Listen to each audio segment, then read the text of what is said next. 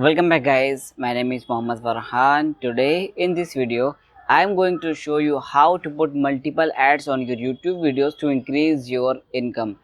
Friends, for this your videos must be longer than 10 minutes. If your videos are longer than 10 minutes, then only you will be able to put multiple ads, otherwise not. Friends, for this you can use either your mobile phone or computer laptop to put multiple ads.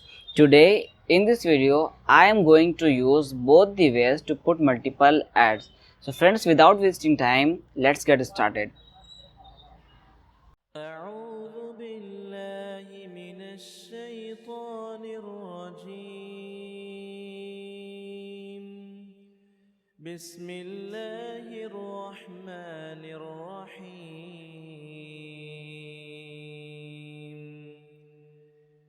يا أيها الذين آمنوا استعينوا بالصبر والصلاة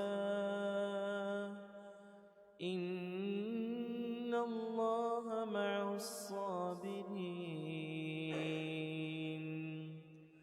ولا تقولوا لمن يقتل في سبيل الله أموات بل أحياء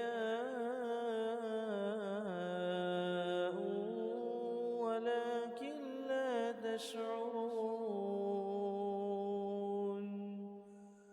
ولنبلونكم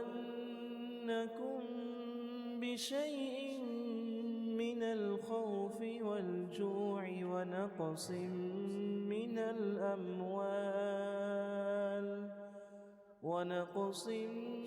من الأموال والأنفس والثمرات وبشر الصابرين